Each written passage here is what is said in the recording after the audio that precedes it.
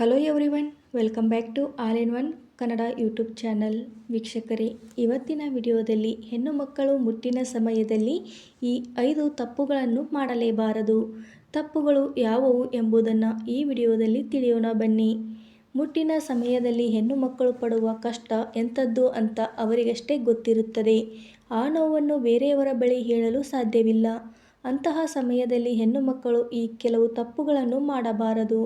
ಹಾಗಾದರೆ ಈ 5 ತಪ್ಪುಗಳು ಯಾವುವು ಅಂತ ನೋಡೋಣ ಬನ್ನಿ. 1. ಮೊದಲನೆಯ ತಪ್ಪು, ಹಗಲಿನಲ್ಲಿ ನಿದ್ರಿಸುವುದು. ಹಗಲಿನಲ್ಲಿ ನಿದ್ರಿಸುವುದು ಆಯುರ್ವೇದದ ಪ್ರಕಾರ ನೀವು ಮುಟ್ಟಾದಾಗ ಹಗಲಿನಲ್ಲಿ ನಿದ್ರಿಸಿದರೆ ನಿಮ್ಮ ದೇಹದಲ್ಲಿ ಕಫದ ಪ್ರಮಾಣ ಹೆಚ್ಚಾಗುತ್ತದೆ. ಕಫದ ಪ್ರಮಾಣ ಹೆಚ್ಚಾದಾಗ ಇದರಿಂದ ಬೇರೆ ಬೇರೆ ವಿಷಕಾರಿ ಅಂಶ ದೇಹದಲ್ಲಿ ಉತ್ಪತ್ತಿಯಾಗುತ್ತದೆ. ಇದರಿಂದ ಹಲವು ರೋಗಗಳು ಬರುವ ಸಾಧ್ಯತೆ ಇರುತ್ತದೆ, ನಿಶಕ್ತಿಯಾಗುತ್ತದೆ. ಹಾಗಾಗಿ ಮುಟ್ಟಾದಾಗ ಹಗಲಿನಲ್ಲಿ ನಿದ್ರಿಸಬೇಡಿ. ನಿದ್ರೆ ಮಾಡಲೇಬೇಕು ಎಂದಾದರೆ ಅರ್ಧ ಗಂಟೆ ನಿದ್ರೆ ಮಾಡಿದರೆ ಸಾಕು, ಜಾಸ್ತಿ ಹೊತ್ತು ನಿದ್ದೆ ಬೇಡ. ಎರಡನೆಯ ತಪ್ಪು ಮುಟ್ಟಿನ ಸಂದರ್ಭದಲ್ಲಿ ಹೆಚ್ಚು ಕರಿದ ಆಹಾರ ಪದಾರ್ಥಗಳು, ಹೆಚ್ಚು ಖಾರವಾದ ಆಹಾರ ಪದಾರ್ಥಗಳು, ಹೆಚ್ಚು ಸಿಹಿಯಾದ ಆಹಾರ ಪದಾರ್ಥಗಳನ್ನು ಸೇವಿಸುವುದು ಒಳ್ಳೆಯದಲ್ಲ. ನೀವು ಮುಟ್ಟಾದಾಗ ಹಾಲು, ತುಪ್ಪ, ಮೊಸರು, ಬೆಣ್ಣೆ, ಹಣ್ಣು, ತರಕಾರಿ, ಸೊಪ್ಪು ಸೇವಿಸಬೇಕು.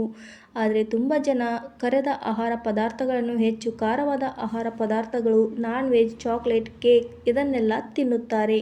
ಆದರೆ ಈ ರೀತಿ ಮಾಡುವುದು ತಪ್ಪು. ಈ ಆಹಾರ ಸೇವನೆಯಿಂದ ನಿಮ್ಮ ಆರೋಗ್ಯ ಇನ್ನಷ್ಟು ಹದಗೆಡುತ್ತದೆ. ಕೆಲವರು ತಂಪು ಆಹಾರ ಸೇವಿಸಬೇಕು ಎಂದು ಫ್ರಿಜ್ನಲ್ಲಿದ್ದ ಆಹಾರ ಅಥವಾ ಐಸ್ ಹಾಕಿದ ಪಾನೀಯಗಳನ್ನು ಕುಡಿಯುತ್ತಾರೆ. ಆದರೆ ಇದು ತಪ್ಪು. ಇದು ಆರೋಗ್ಯಕ್ಕೆ ಒಳ್ಳೆಯದಲ್ಲ. ಇದರ ಬದಲು ಶುದ್ಧವಾದ ನೀರನ್ನು ಕುಡಿಯಿರಿ. ಮೂರನೆಯ ತಪ್ಪು ಹೆಚ್ಚು ಶ್ರಮ ವಹಿಸಿ ಕೆಲಸ ಮಾಡುವುದು. ನೀವು ದೈಹಿಕವಾಗಿ ಮತ್ತು ಮಾನಸಿಕವಾಗಿ ಮಾಡುವಂತಹ ಕೆಲಸವನ್ನು ಮುಟ್ಟಿನ ದಿನಗಳಲ್ಲಿ ಮಾಡಬೇಡಿ. ಇದು ನಿಮ್ಮ ಆರೋಗ್ಯಕ್ಕೆ ಒಳ್ಳೆಯದಲ್ಲ. ಹಿಂದಿನ ಕಾಲದಲ್ಲಿ ಹಿರಿಯರು ಕೂಡ ಕೆಲಸಕ್ಕೆ ಹೋಗುತ್ತಿದ್ದರು. ಹಾಗಾಗಿ ಈ ಸಮಯದಲ್ಲಿ ಕೆಲಸದ ಬಗ್ಗೆ ಟೆನ್ಷನ್ ಇರುವುದು ಸಾಮಾನ್ಯ.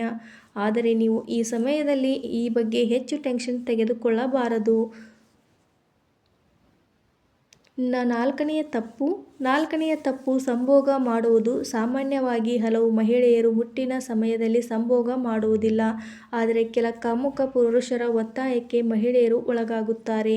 ಯಾವುದೇ ಕಾರಣಕ್ಕೂ ಮುಟ್ಟಿನ ಸಮಯದಲ್ಲಿ ನೀವು ಈ ಕೆಲಸ ಮುಂದಾಗದಿದ್ದರೆ ಒಳ್ಳೆಯದು. ಕೊನೆಯದಾಗಿ ಐದನೆಯ ತಪ್ಪು, ತಲೆ ಸ್ನಾನ ಮಾಡುವುದು.